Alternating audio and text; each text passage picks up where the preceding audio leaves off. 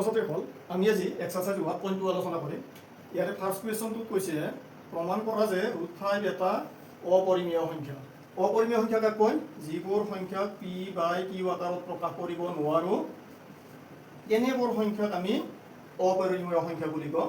যেহেতু P by Q আকাৰত প্ৰকাশ কৰিব নোৱাৰি গতিকে ৰুট 5 সংখ্যাটো আমি পোনে পোনে অপৰিমেয় বুলি প্ৰমাণ কৰিব নোৱাৰোঁ। সেইটো কাৰণে কি কৰিম, আমি এটা বিকল্প উপায় অৱলম্বন কৰিম। বিকল্প পন্থাটো চোৱা এনে ধৰণৰ, আমি দেখুৱাব লাগে ৰুট 5 এটা অপৰিমেয়, কিন্তু আমি আৰম্ভণিত কৰিম এইটো পৰিমেয় বুলি আমি ধাৰণা কৰি লম। যদি সম্ভৱ ধৰা হ'ল ৰুট 5 এটা পৰিমেয় সংখ্যা। পৰিমেয় সংখ্যা যদি পৰিমেয় সংখ্যা হয় তেতিয়াহ'লে ৰুট 5ক আমি এনেকুৱা আকাৰত লিখিব পাৰিম, পি বাই কিউ আকাৰত প্ৰকাশ কৰিব পাৰিম। কিন্তু কি হ'ব লাগিব, পি আৰু কিউক আমি ইয়াক আৰু লঘিষ্ঠ আকাৰত নিব নোৱাৰোঁ। অৰ্থাৎ 1ক বাদে পি আৰু কিউ কোনো উমৈহতীয়া উৎপাদক নাথাকে। 1ক বাদে কোনো অন্য উমৈহতীয়া উৎপাদক নাথাকিলে কি বুলি কয়? সহমৌলিক বুলি কয়।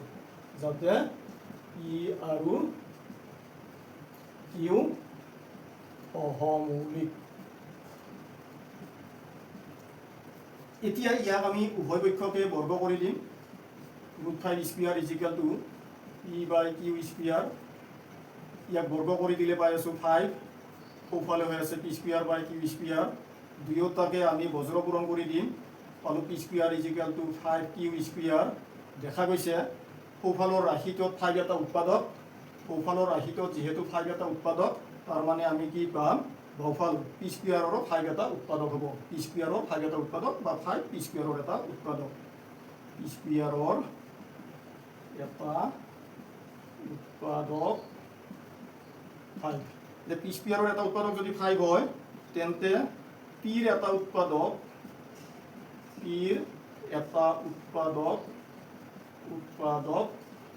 5 হ'ব। পিৰ যদি এটা উৎপাদক 5 হয় তেতিয়াহ'লে ইয়াক আমি এনেধৰণে লিখিব পাৰোঁ, পি ইজ ইকুৱেল টু 5 ধৰি ল'লোঁ এম। 5ৰ লগত কিবা এটা ইনটু কৰা থাকিব। কি হ'ব লাগিব এমটো? য'ত এম অখণ্ড হ'ব লাগিব, অখণ্ড সংখ্যা। এতিয়া এই ৰাশিটোক উভয় পক্ষকে বৰ্গ কৰি দিলে এইটো হ'ল পি স্কুয়াৰ, 5 এমক স্কুয়াৰ কৰি দিলে এইটো 25 এম স্কুয়াৰ। এতিয়া এই দুটা যদি চাওঁ আমি, P square is equal to 5 Q square 1 নম্বৰত আছে, 2 নম্বৰত আছে P square is equal to 25 M square. বাওঁফাল দুটা দেখিছোঁ সমান সমান, তাৰ মানে আমি কি পালোঁ, 1টোৰ পৰা দেখা গ'ল সোঁফাল দুটা সমান সমান হ'ব। 5 Q square is equal to 25 M square. এতিয়া দুইফালে যদি আমি 5ৰে হৰণ কৰি দিওঁ তেতিয়াহ'লে পাম 5 কেঞ্চেল যাব, বাওঁফালে 5 কেঞ্চেল গৈ থাকিব, কিউ স্কুয়াৰ সমান সোঁফালে 5 কেঞ্চেল গৈ থাকিব 5 এম স্কুয়াৰ। ইয়াতে কি পালোঁ, কিউ স্কুয়াৰৰ এটা উৎপাদক 5। এতেকে চোৱা Q square is equal to 5 M square, যিহেতু সোঁফালে 5 এটা ইনটু হৈ আছে তাৰ মানে কি পালোঁ, কিউ স্কুয়াৰৰ এটা উৎপাদক 5। এতেকে কিউ স্কুয়াৰৰ এটা উৎপাদক 5। যেহেতু কিউ স্কুয়াৰৰ উৎপাদক 5 হয় গতিকে কি হ'ব, কিউৰো উৎপাদক 5 হ'ব। কিউৰ এটা উৎপাদক 5। এতিয়া চোৱা দেখিছোঁ এইটো কিউৰ এটা উৎপাদক 5 আৰু ইয়াতে দেখিছোঁ পিৰ এটা উৎপাদক 5। তাৰ মানে কি পালোঁ, পি আৰু কিউ উভয়ৰে এটা উৎপাদক 5। এতেকে পি আৰু কিউ উভয়ৰে এটা উৎপাদক 5। কিন্তু আমি কি পাইছিলোঁ, পি আৰু কিউ সহমৌলিক। পি আৰু কিউ সহমৌলিক। সহমৌলিক মানে 1ক বাদে ইহঁতৰ কোনো উমৈহতীয়া উৎপাদক নাই। আৰু ইয়াতে পালোঁ পি আৰু কিউ এটা উৎপাদক 5। তাৰমানে আমাৰ এই কথা দুটা মিলা নাই। এই কথাটো কি কৰিছে, পি কিউ যে সহমৌলিক আমি ধৰি লৈছিলোঁ সেই ধৰি লোৱা ধাৰণাটোত বিৰোধিতা কৰিছে। যিয়ে পি আৰু কিউ সহমৌলিক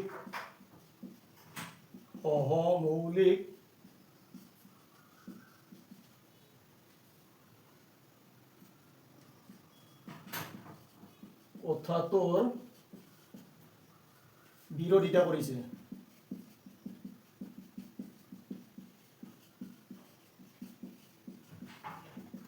আৰু এই বিৰোধিতাটো কি কাৰণ? পি আৰু কিউ সহমৌলিকটো ক'ৰ পৰা পাইছিলোঁ? আমি √5 এটা পৰিমেয় সংখ্যা বুলি ধৰি লৈছিলোঁ। এই বিৰোধিতাৰ কাৰণ হ'ল √5 এটা পৰিমেয় সংখ্যা বুলি ধৰি লোৱা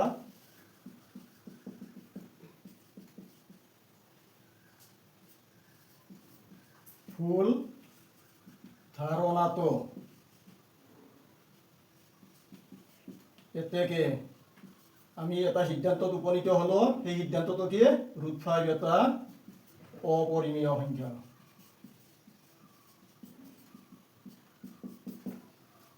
হ'ব ছাত্ৰ ছাত্ৰীসকল, আশা কৰিছোঁ তোমালোকে ভিডিঅ'টো চাই ভাল পাইছা। যদি ভাল পাইছা তেনেহ'লে চেনেলটো ছাবস্ক্ৰাইব কৰিবা, লগতে নটিফিকেশ্যনৰ বেল বুটামটো টিপি দিবা আৰু লাইক শ্বেয়াৰ কৰিবলৈ নাপাহৰিবা।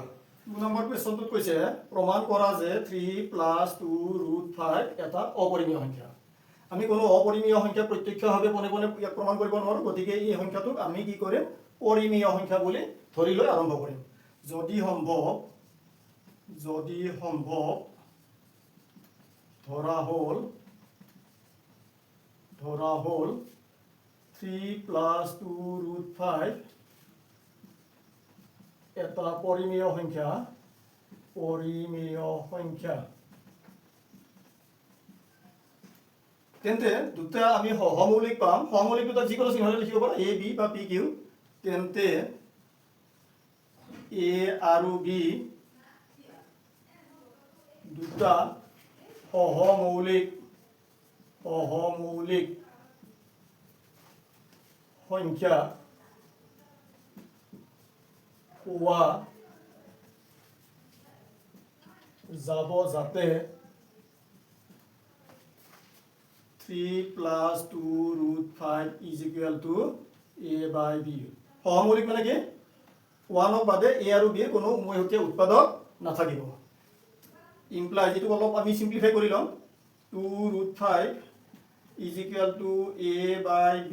ইফালে +3 আছিলে, ইফালে আনিলোঁ -3। √5 = a-3b। এইটো লসাগু ল'লোঁ, b লসাগু a-3b/2b। 2টো সোঁফালে আগতে তলত আহিছে। এতিয়া চাওঁ, আমি জানো a আৰু b সহমৌলিক মানে অখণ্ড সংখ্যা। যিহেতু a আৰু b অখণ্ড সংখ্যা,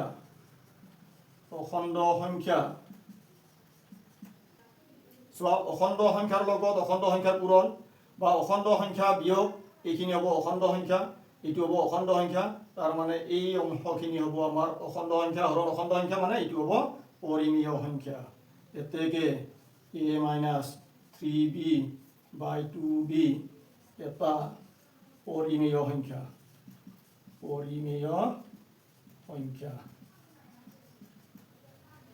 a-3b/2b এইটো যদি পৰিমেয় সংখ্যা হয়, ই √5ৰ সমান। তাৰ মানে কি হ'ব? √5 এটা পৰিমেয় সংখ্যা হ'ব। গতিকে √5 এটা পৰিমেয় সংখ্যা হ'ব।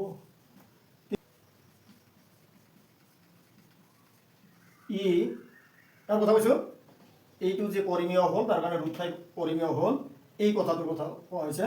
কিন্তু ই √5 যে অপৰিমেয়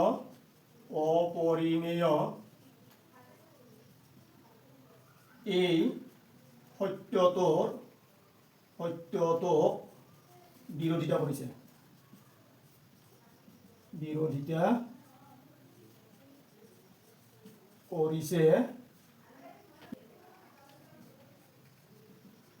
ইয়াৰ কাৰণ হ'ল, কি কাৰণে আমি এই √5 √5 এই যিটো অপৰিমেয় যিটো ফেক্ট সত্য কথা এইটোৰ বিৰোধিতা কৰিলে কিহৰ কাৰণে আমি আৰম্ভণিত ধৰি লৈছিলোঁ এইটো এটা পৰিমেয় সংখ্যা বুলি ইয়াৰ কাৰণ হ'ল 3 + 2 √5 পৰিমেয় বুলি ধৰা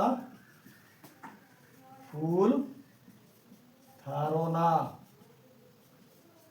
আমাৰ এই ধাৰণাটো ভুল হৈছিল এতেকে 3 + 2 √5 এটা অপৰিমেয় সংখ্যা হ'ব অপৰিমেয় সংখ্যা ওকে এতিয়া চোৱা কুৱেশ্যন নম্বৰ 3 তলত দিয়া সংখ্যাবোৰ অপৰিমেয় বুলি প্ৰমাণ কৰা তাৰে নাম্বাৰ 1 টো দিয়া আছে 1/√2 1/√2 আমি অপৰিমেয় বুলি প্ৰমাণ কৰিব লাগে একে ধৰণে আৰম্ভ কৰিম যদি সম্ভৱ ধৰা হ'ল যদি সম্ভৱ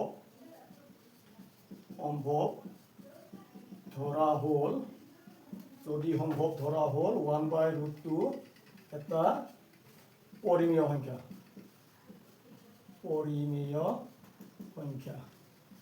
পৰিমেয় সংখ্যা হলে কি হ'ব আমি দুটা সহমৌলিক পাম তেন্তে a আৰু b দুটা সহমৌলিক যাৰ কোনো উমৈহতীয়া উৎপাদক নাথাকে 1ৰ বাহিৰে সহমৌলিক সংখ্যা পোৱা যাব যাতে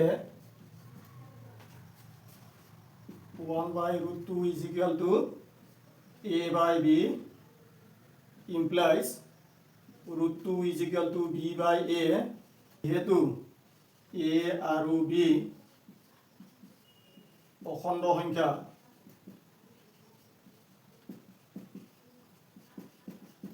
এতেকে b/a এটা পৰিমেয় সংখ্যা গতিকে √2 এটা পৰিমেয়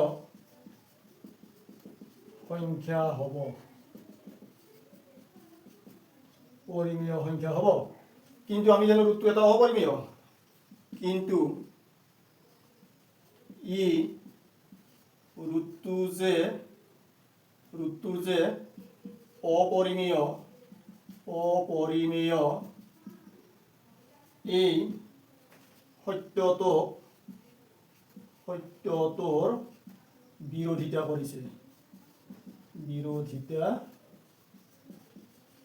কৰিছে আৰু এই বিৰোধিতাৰ কাৰণ হ'ল কি কাৰণ আমি 1/√2 এটা পৰিমেয় সংখ্যা বুলি ভুল ধৰণে ধৰি লৈছিলোঁ 1/√2 পৰিমেয় বুলি ধৰা